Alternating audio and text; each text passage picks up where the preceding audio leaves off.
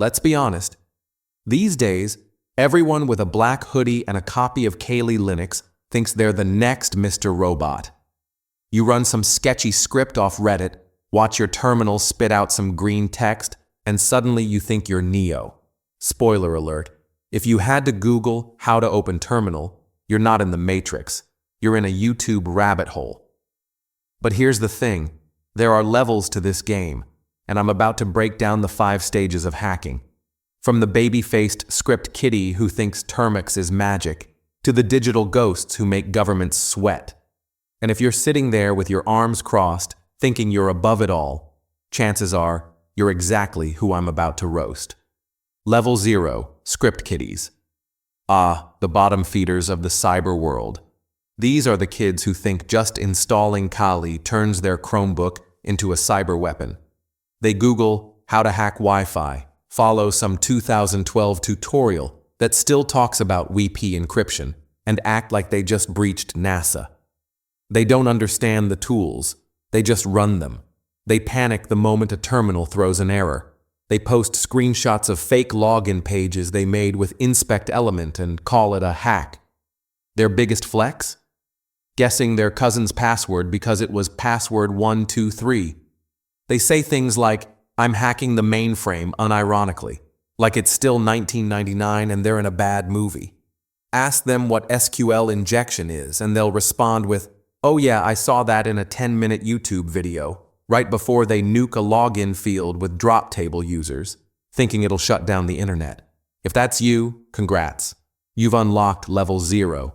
But hey, everyone starts somewhere. You can either level up or keep running Loic thinking you're an anonymous. Your choice. Level 1. The Beginner Hacker. This is where things get interesting. You've realized that Metasploit isn't some magical hacking wand. It's just a tool. You installed Kali for more than aesthetics this time. You actually know what Nmap does. You've touched Burp Suite. You've at least heard of Wireshark. You've watched a few hours of tutorials, maybe even followed along. You feel like you're dangerous. Problem is, you're not. Welcome to the Dunning-Kruger phase.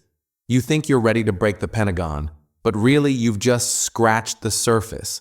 You run Nikto on a site, see a vulnerability and think, boom, I'm in.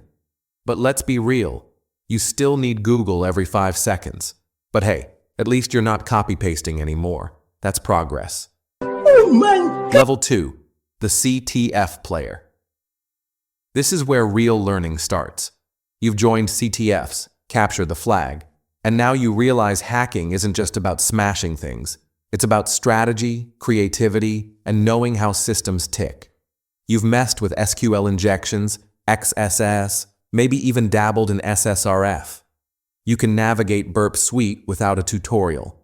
You actually understand what a reverse shell is, and you don't need ChatGPT to explain it to you. Well, maybe just once in a while. And then you get smoked. Your first real CTF slaps you across the face. Some 16-year-old kid from Eastern Europe solves a challenge in 45 seconds, while you're still trying to decode a base 64 string. It's a humbling moment. This is the level where many people rage quit. But if you push through the pain, you're getting close to the real deal. Level 3, the real-world hacker. This isn't fun and games anymore. This is the point where your skills actually matter. You've done bug bounties. You've helped companies secure their stuff. Maybe you've even worked with red teams or on real pen tests. You realize hacking isn't about flashy exploits. It's about understanding systems, how they're built, where they fail, and how to break them silently. And yeah, now you're paranoid. You don't trust public Wi-Fi. You assume your phone's mic is always on. You've thought about living in a cabin with no internet. You're not crazy. You're just thinking like a real hacker. Level 4, the advanced hacker e-researcher. You've left the kiddie pool. You're swimming in the deep end now, with sharks. This is where hacking turns into alchemy. You don't just run exploits, you forge them. You reverse binaries in your sleep. You're fluent in assembly like it's your second language. You dream in opcodes. You're knee-deep in white papers that read like arcane scripture. You stay up at 3 a.m. breaking down a heap overflow, not because you have to, but because you can't not. You don't brag about your hacks, you publish CVEs. You don't run scanners, you write payloads. And you sure as hell don't need a script to get in, you built the backdoor yourself. At this stage, hacking isn't a hobby, it's a way of life. You're no longer part of the system, you're dissecting it from the inside out. Level 5.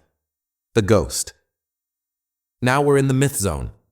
These are the faceless legends, the ones whose names you'll never know, because they've made damn sure of it. The ones who write 0 days and never tell a soul. The ones who slip through nation-state firewalls like smoke and leave 0 traces. They don't live stream hacks. They don't brag on Discord. They don't teach courses. In fact, they might not even exist. They're the reason why some governments don't sleep at night. If you think you're elite, but everyone knows your handle, you're not even close. The real ghosts? They're invisible, silent, watching. They don't need clout. They don't want fame. They just move, and the world bends without knowing why. So let me ask you, where do you stand? Still stuck in Termix land, thinking you're a threat because you spoofed your MAC address? Or maybe you're grinding CTFs, still getting humbled by crypto challenges? Or are you past that now, running real engagements, finding real flaws, questioning if your smart fridge is a snitch? Wherever you are, just know this. There's always another level. But if you're serious about leveling up, and you're done embarrassing yourself with copied Python scripts, then you know where to find me. This is CodeBLastX, where we teach real hacking, not the TikTok version. Now, if you'll excuse me, I need to vanish into the void. Probably because I just triggered a few government watch lists. Peace out. Stay paranoid. Stay dangerous.